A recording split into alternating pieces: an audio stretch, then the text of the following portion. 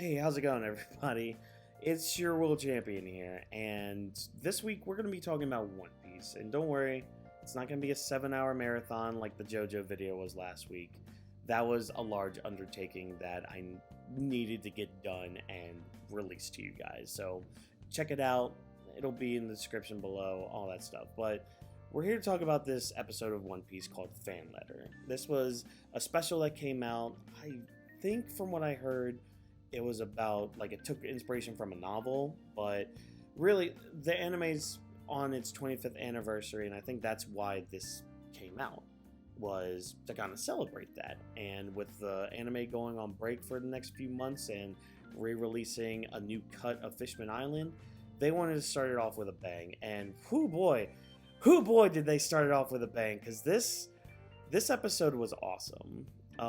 Not just from an animation standpoint, not just from a direction standpoint, but just from an overall message standpoint. Because I think us as fans, you know, whether you're a One Piece fan, Bleach fan, MHA fan, Naruto fan, whatever have you, sometimes you get kind of bogged down with the fandom, and you start kind of losing connection with that series. And I know that's kind of been with me lately with One Piece. And this special kind of helped with that, because it helped remind myself, and I'm sure others too, just what we are as fans and how different we are when we consume, you know, this story, obviously. Because like One Piece has reached a tier of its own. Well, I guess a tier similar to like Dragon Ball, because now One Piece has become something even bigger than its own self. You know, it's bigger than its own anime, it's bigger than its own manga, its video games, other merchandise, whatever have you. Like, One Piece has become this big monster that's become a big part of a lot of people's lives. Whether they've taken artistic inspiration from it, or they've taken like personal inspiration from it, like One Piece has done something for all of us in many different ways. And that's kind of what this special shows. You know, we follow this girl who's trying to give a letter to Nami and just saying thank you for being my role model and all that. We start to see kind of some other characters that have been inspired or just love the Straw Hats. Like, we have this one Marine guy who's basically Chopper's #1 fan. And I know there's been a fan theory that there's been a Marine that purposefully keeps Chopper's bounty so far down so that way he's not hunted. And this is the guy. Like, this is him right here with the hard eyes and all that. And I think it's kind of funny too, because like he's this big guy, like people are afraid of him, like other Marines are afraid of him and all that. But behind closed doors, he's just a crazy otaku for a stuffed animal. Like that's just so cool, because there are people like him, and there are people that love One Piece for the cute stuff, you know, for the visual stuff and all that. And I think that's what he really represents. You know, he's this hardened guy, but like on the inside and in private, he loves something so cute. And I mean, there's part of him, I'm sure, that wishes he could be more open about it. And I mean, he can't because it's a pirate, but that's whatever. And you know, he's only one of many people that we meet throughout this story. We meet this bookstore girl who wants to go see Brook live in concert, and she can't because she's working. She can't really afford the tickets and all that. And like, that kind of speaks to the fans that like have these full-time jobs, myself included. Like, I wish I could do more things. I wish I could be going to all these conventions. I wish I could, you know, be consuming so much One Piece or like so much Bleach, like all this stuff. I wish I could do more with it, but I can't, because I have to pay the bills, you know? Like, I have to do all this, like even this now, like this is the most that I can do to like show my love for the series and all that. And like, I can see that. I mean, first of all, she's a beautiful woman, so, you know, there's that. But, like, I can resonate with that, because, like, I feel that kind of feeling. Like, I'm dead tired whenever I get home from work, you know? I wish I could do more for the thing that has done so much for me in my life. We have power scalers hanging out in a bar arguing who's the greatest swordsman of all time. Like, we even throw those rats in there. Like, that's just crazy that this special really got those arguments into their episode. And like, they did it so well. And I'm wondering if like these artists and these writers for this special are online. I mean, obviously they are, but they've got to see the discourse, and they had to have like taken some sort of inspiration from that. So like that right there, the creators of like this One Piece anime who were, you know, inspired by Oda in a way, were inspired by the fans who are inspired. Like it's this whole circle of inspiration that One Piece has created, you know, and it's such a beautiful thing. And I mean, they obviously get their butts kicked because, hey, power scaling is annoying as hell. So thank you, Zoro and Sanji, for doing that. And that's the other thing, too. Like, as we go through the special, the Straw Hats really aren't there. Like, they're kind of in the background. They're kind of doing their own thing. The only one that really interacts with these, like, new side characters and all that, I mean, we had Zoro and Sanji, like, quickly beat up the people. And we had Usopp help the little girl really quick and give her some advice and all that. But like other than that, they didn't really interact much with this main cast of this episode. So that was actually really cool because like we're seeing the perspective of people, like just everyday people, you know, at least with the girl involved and like the other Marines. I mean, they're kind of everyday people. We don't really check in with, you know, Joe Schmo over there, but we did in this episode, and they're fans of the Straw Hats like you and me. And I mean, there wasn't really much of an antagonist in this episode. I mean, there's this blonde-haired dude that like was basically your typical asshole Marine, but he really didn't do too much besides be an asshole Marine. There's two stories that are the big emotional weight of this episode. There's obviously the little girl with the letter, which I'll touch on here in a minute, but there's also this story about these two brothers. So the older brother, he's I think maybe like a couple ranks below his younger brother. So they have that kind of dynamic where it's just like, oh, older brother, if you tried harder, you'd be higher rank. And he's very careless. He's that kind of brother where like the older one, he's more reserved, more to himself and all that. And these two guys were at Marineford. So like we cut through the episode, which by the way, some of the action moments that they showed from Marineford, I need Marineford reanimated. Like, if you're doing this stuff for Fishman Island, please do it to Marineford, because it needs it in spots. But, like, their whole thing is they technically could have died at Marineford. There's a moment where the older brother, he's trapped underneath Orange Jr.'s leg, the leg that got cut off and all that. So he's trapped under that as, like, the ice is shattering underneath him.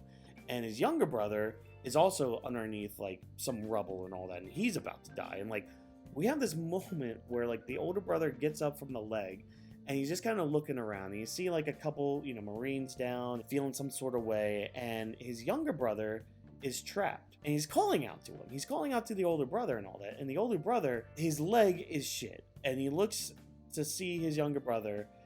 And he's kind of resolved himself to kind of just run away and fend for his own life because, I mean, his younger brother's basically just going to die right there. Like, that's the end. So the older brother just kind of resolved himself to that fate and just started running away. But as soon as he starts, he hears Luffy in the back, you know, calling out to Ace and saying that he's going to help him because he's his brother and all that. And that inspires this Marine to go back and save his brother.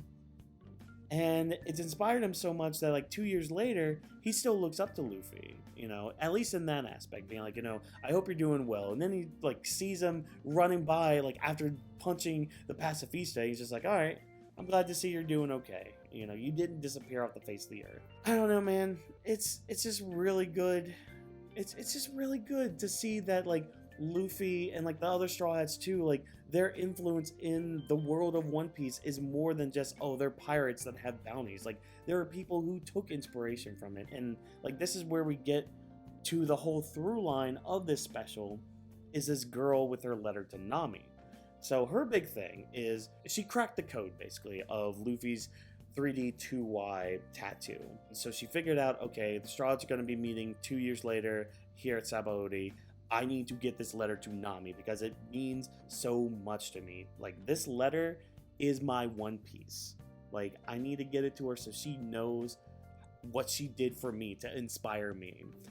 And, so, you know, the whole special is her just trying to get to the grove that she thinks everybody's going to be at. And she's somebody that wears glasses. Like, she takes her glasses off and it's just complete, like, what's going on. I can kind of see movement, I can kind of see shapes, but I don't know what's what. So like there's a part, you know, again, where she meets Usopp and she doesn't recognize Usopp because she doesn't wear her glasses. Like, that's a nice touch right there. But like, again, she's trying to meet up with the Straw Hats, trying to give this letter and all that, and she ends up meeting up with the older brother, who ends up helping her, like, I mean, indirectly kind of, because like they're also amidst all the chaos from Return to Sabaody. He inadvertently helps her like get closer to the ship, and she's stopped by the blonde-haired Marine and all that, and all hope seems lost.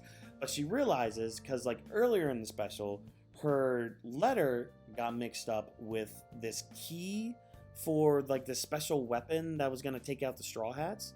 So she realizes this, and she sees like she's like right there, like she can see the Thousand Sunny right there in the distance, and she realizes that she's not going to make it in time to give Nami her letter because the Marines are attacking them. So she ends up going to the ship and comes up with this plan, being like, okay, I'm going to take that envelope, rip it up, and they're going to not attack the Straw Hats and all that. But it ends up not being the envelope that has the key in it. It's the envelope with their letter in it. I'm going to try to hold back a little bit, because this is where the special really starts to like mean something to me. Because like she starts reading off her note and all that, like her letter, and saying how Nami inspired her. And I mean, I'm gonna quote this verbatim. In this world where power is everything, even if I get hurt and trampled on, I still want to struggle, run, and live as freely as I can, just like you. I look at those, and from somebody who's had some darkness in their past and all that, it really resonates me very deeply, because it's like, I do want to live life freely. I want to live as free as I can, and I want to do everything that I can in life. And it's tough. You know, a lot of us have jobs, a lot of us have long commutes, full-time jobs, you know, whether they're hourly wage, salary, whatever, like, they're tough jobs. We get beaten up a lot each and every day. But like, seeing how this little girl was inspired by Nami in that way, it's worth it to her. Like, all this pain is worth it. All the struggle is worth it, because like, she's able to live her life as freely as she can. And man, like, her and the brothers, they resonate with the fans that really take an emotional connection with One Piece. And I think that's something that we really need to remember, is like, again, One Piece is something even bigger than some of us. Like, the things that One Piece has done for this world, even, like, it's brought a lot of people close together. Like, a lot of the friends I have now, I never would have met if it wasn't for One Piece. I mean, dare I say, I probably wouldn't even be here if it wasn't for One Piece. You know, like, I wouldn't be trying to make content. I wouldn't be sitting in this chair right now. She finally gets the letter, and like, she ends up ripping it, destroying her note to Nami, saying thank you for everything. Like, she ends up destroying it as she watches the ship sink down to the bottom of the ocean, going to Fishman Island, and as the Marines are trying to get her and all that, because they think she has the key. So she basically saved the Straw Hats there. And I don't know, man, it really speaks, because like, there's this part too where it's like leading up to all this, where like there's all these puzzle pieces and people are like grabbing a piece, and like, she grabs her one piece, and it's her letter and all that. She realizes that was her One Piece treasure. I don't know, this episode really just kind of spoke to me, like, because for a while I felt disconnected from One Piece. That's why I haven't really been doing a lot of One Piece content, and barely even talking about it with some people too. But like, this special really just kind of reminded me just what One Piece is, and how it's connected all of us together, and how like we all just go through our lives differently, and how we interpret things differently, and how we like take different inspirations even if we consume the same thing. And that's a beautiful thing. And just seeing a lot of the online praise for this episode was a breath of fresh air when it comes to the One Piece fandom, let me tell you. But I don't know, I'm just gonna stop there, because I feel like I'm getting a little rambly here. This episode really did something. Like, I might do more One Piece content. I might try to dive more into this. So, you know, just let me know down in the comments below what you thought of this episode, what you took from it. Because like, this whole line about like, even if I get hurt and trampled on, I still want to struggle, like, that That's been sticking with me ever since this episode dropped. I don't know what else I can say. I mean, just watch it. You know, like, if you're a One Piece fan, go watch it. If you've fallen off from One Piece, go watch it. Like, do whatever you can to just remind yourself why One Piece meant so much to you. And meet some more people who think the same as you, you know? Maybe go into a bar and tell us why Sanji is better than Zoro. I don't know. Do whatever you want.